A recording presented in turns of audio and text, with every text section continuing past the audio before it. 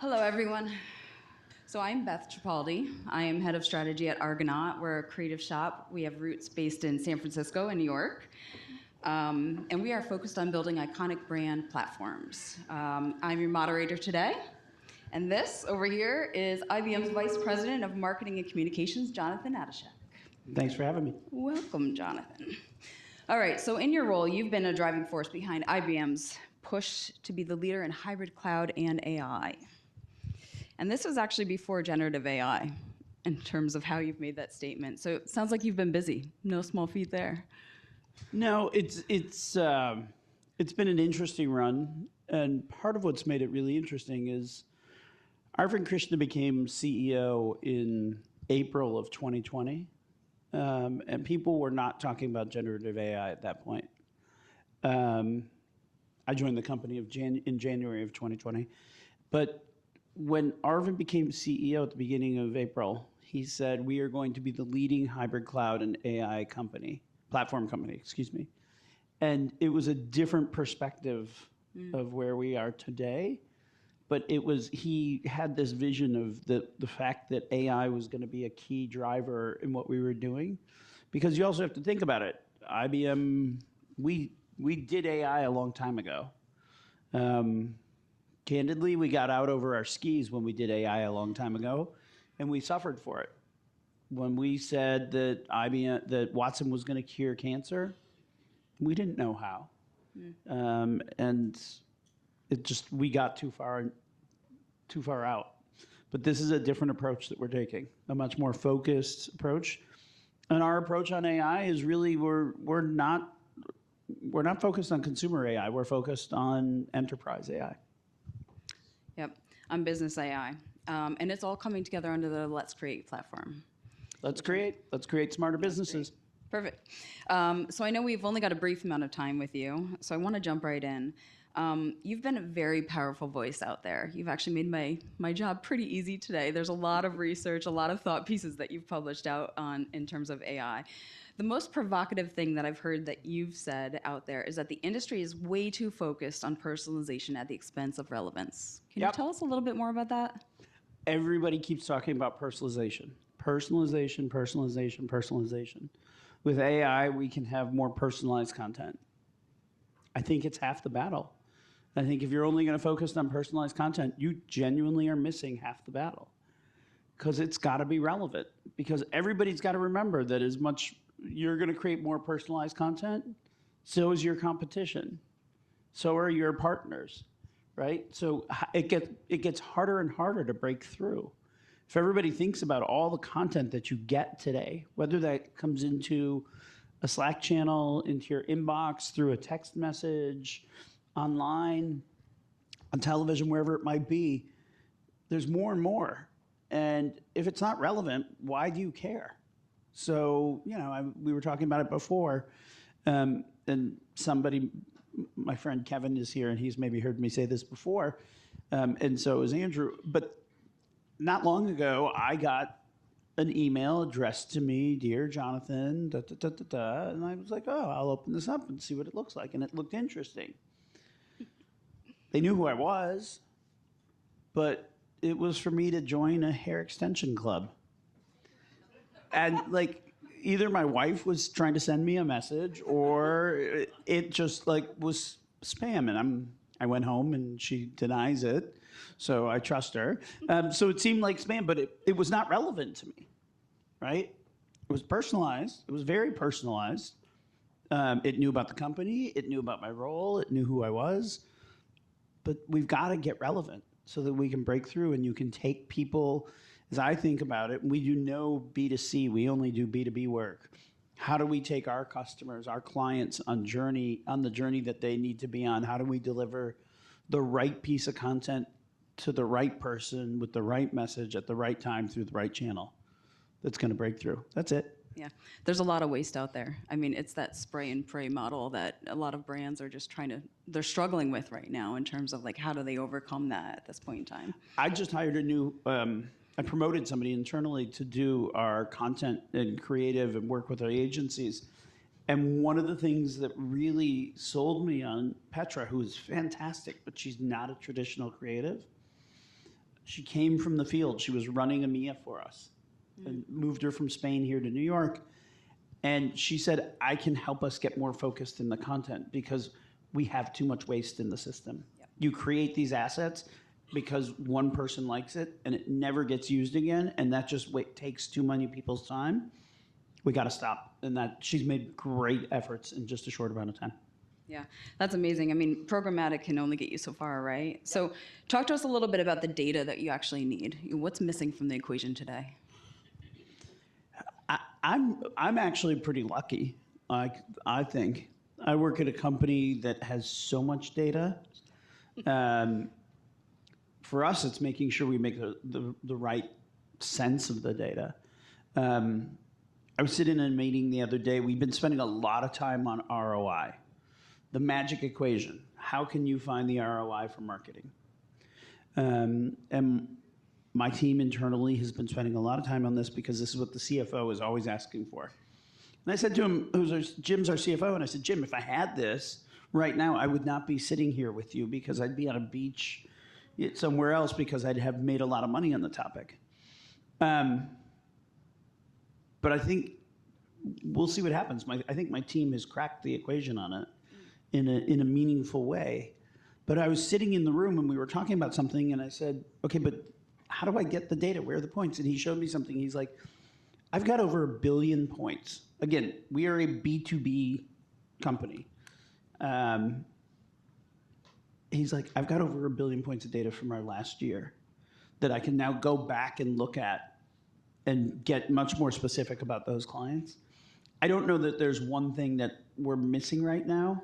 It's really trying to put it into a way that makes sense of it. Because everybody can have a ton of data, but if you don't get insights from it, and helpful insights, it's just an expensive paperweight. Making the data addressable. Yeah. Okay. And I hear IBM's actually moving away from like a product-based strategy to a persona-based strategy. Can you tell us about that? Yeah, recently at the beginning of September, we reorganized the marketing, we call it MCC, Marketing Communication CSR. We reorganized our function.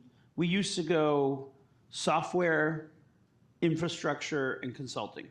So those are our three main businesses. People forget that we have a consulting business. We've got, 160,000 consultants around the world. And we sell mainframes. We're out of the computer, the PC business. I still get that from a lot of people. We just sell mainframes that cost $1 million and quantum machines that cost $1 billion. And what we said is we're going to go after our, for lack of a better term, our named accounts. Call it our top 2,000 accounts around the world. And we are going to have one team that is focused on them and talking to them in a meaningful way that resonates with them. Because a lot of these places are people who spend $1 million, $5 million, $100 million a year with us, and they have been for a long time. And then there's the next 80,000 accounts, which we call our select accounts. And those 80,000 accounts, many companies who are here, I bet you could fit into that space, because there are people who buy products from us, like our planning and our data tools and SPSS and different things like that. And it's a place where we could have just a recurring revenue, right? There's a renewal contract, and it just, every year it goes and goes and goes, but we do nothing to try and expand that. So we are changing our approach to go and talk to our clients where they are in their journey and help them find the solutions that they're looking for. But we can no longer talk to everybody the same way, and that's something we have been doing. Yeah.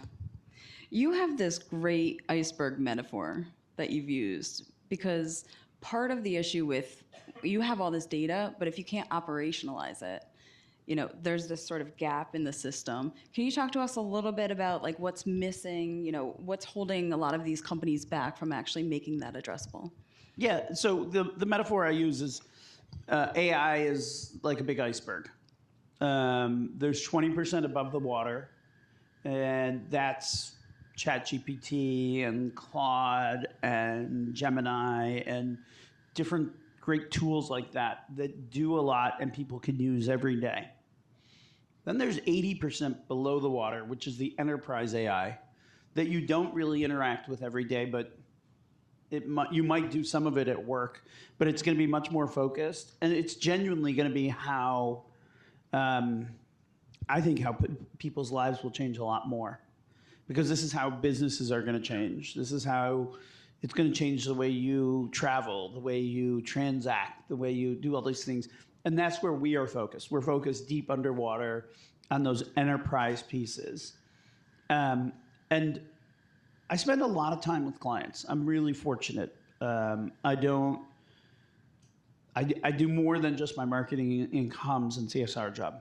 And one of the things I regularly hear from clients, and it's not just me, it's my peers, they're not sure where to start.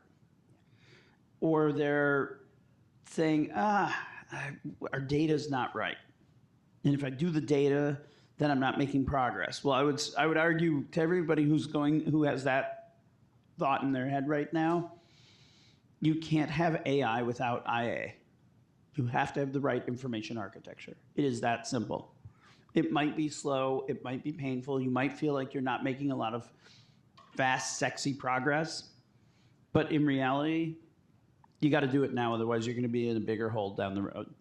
That's one. Two, find a use case. Find an area where you're like, I need to do something different here. Or I have an opportunity to take advantage of something here, or a problem I'm trying to overcome. Just find something simple that's low hanging and just go after that and get started and get your teams comfortable with using it as well. So starting small, scaling up from there. And then scale. Okay, but who owns AI in a marketing organization then? In a marketing organization? That iceberg is huge. Feels like one team taking control of that. That could be very overwhelming, even if you're picking off little use cases. Yep. In a marketing, I'll tell you what I have in my organization, and that's the operations and transformation team. And they work cross-functionally across the whole organization to, to really roll it out and to get the right tools in place. Because fundamentally, the other thing you can't do is you can't create a Frankenstein monster, right? Of all these different tools that you're bringing in. If you think about it, I'm going to get outside of marketing for a second, but the average company has 7 different clouds and 15 plus as a service offerings. Plus you might have data on-prem. And how do you find all that data and put it all together and get the right tools that can bring the insights to the top of it? That's not an easy thing. So what I said is, let's put one place to develop a strategy that works with all the different pockets around all the different teams, because I don't want to call them pockets because I want them all working together, but all the different teams across the org. And then we can get one unified strategy across the organization that aligns up to the top of to the company. Because the other key that I would say from a marketing perspective is there has to be one source of truth. And that one source of truth must align with the business objectives. The moment there's difference between the numbers that marketing's bringing to the table and sales is bringing to the table, the CEO is going to look at you and go, what the hell's going on? Yeah. This doesn't feel like a tech transformation. It's like a whole business transformation. I mean, that's a foundational shift. It's a massive cultural shift. Absolutely. It's technology with cultural shift on top of it. That's wild. How does IBM actually create this culture of experimentation and adaptability, so you can kind of serve as an inspiration when you talk to your clients? So one of the things we've done is we call it our Watson X Challenge. We just finished our 3rd Watson X Challenge. Our first one, it's in the summer. It's always in the summer. And what we say is get together, form teams, and here are 5, 10 different areas that you can go create a solution for and go experiment with the product and create teams with people you're friends with, people you work with, people that you work in you can be different geographies, we don't care. And you know what? If the product's a complete flop, if what you create as an organization is a complete flop, your team, totally fine. Ultimately, what it's doing is it's getting people comfortable with using AI and with using the new tools. When we did the first one, it was before Watson X launched. It actually found 8,000 bugs in the software. 8,000. But we hadn't gone public with it. So it was like a great pressure test for us to go find those little glitches it's a massive enterprise software. So when you go find things like that, it's fantastic. But what this has done is we had 180,000 people. We have 300,000 people around the world who work for us. We had 180,000 people who joined the first one and got in and said, I'm going to try and create a solution. And now people are more comfortable with it. And people can go out and talk about it more regularly. You don't have to be an engineer. You don't have to be a math expert or, have all this huge training to go create some stuff with AI. It's easy. Yeah, good ideas can come from anywhere. Yeah. Yeah. So let's talk about your clients. You've been doing some really fun stuff with Ferrari, the US Open lately. Talk a little bit about how you've brought personalization and the use of data into those worlds. Yeah, we're really fortunate. We've got some great partnerships with sports and entertainment properties around the world. We've been partners with Augusta National Golf Club and the Masters for over 30 years. Wimbledon for over 30 years, US Open for over 30 years, the Grammys for quite a while. And this year we added on UFC and Ferrari. And we're in our first year of activation against both of them. And what we're really trying to do there is a lot of it is trying to help them with their fan engagement. How do we help them create more rabid fans or more excited fans for the ones, engaged fans for the ones who are already fans? How do we help them create new fans? And how do we help them candidly monetize their fans better? How do you monetize your base? And we love it. It's a great opportunity for us. The fact that the Masters app is called the best app in sports by many different companies, many different people, and we work very closely. We partner with the club to create that for them. That is a source of pride for the company, without a doubt. And for us, it also enables us an opportunity to show people what the technology can do. If you come to the Masters, we go behind the scenes, or Wimbledon, we go into a bunker under the stadium, or US Open, and you can see all the technology at work. At Wimbledon or US Open, we were just there, and you go into the room where all of the data is flowing, and we've got our team there, and all of the different umpire chairs and scoring and everything is flowing in there that we then help make sure we're tracking it and providing insights. And it flows into the app as well, so that this year in the app, you would look at a match before it started and it would give a prediction of who would win. This year during the app, that would change with every point. And that's because you could take all that data and you could start looking at it differently. And it's not just that structured data that we deal with there. It's the unstructured data that we also deal with. So you can get a better flow of what's happening. I will tell you a quick story on that. If you remember the US Open during COVID, there was a tennis player from Australia, and she was a big homebody based on what she publicly put on her social feeds. We didn't go stalking her. It was just there.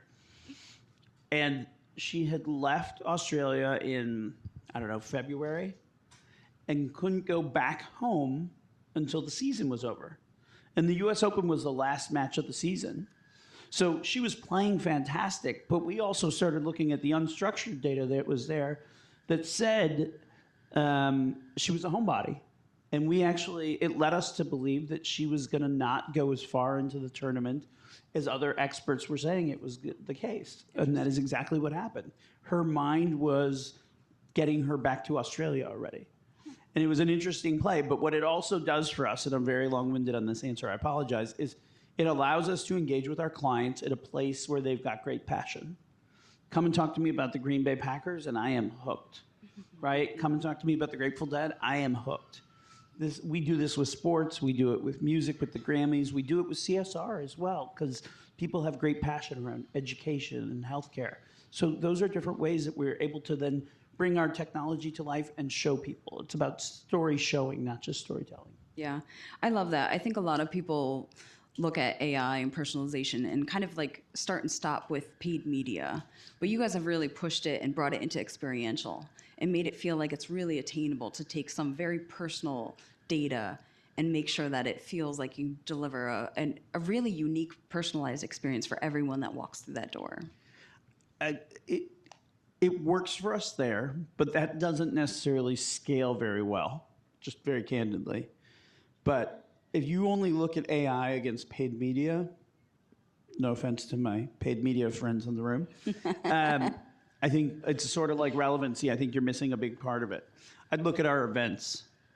We used to do, I don't know, 3 years ago, we were doing 4,000 events as an organization. And an event could be a 10-person dinner. It could also be going to Dreamforce or an Adobe Summit or the Masters. It's a lot of events. 2 years ago, we were down to 2,000. Actually, last year we were down to 2,000.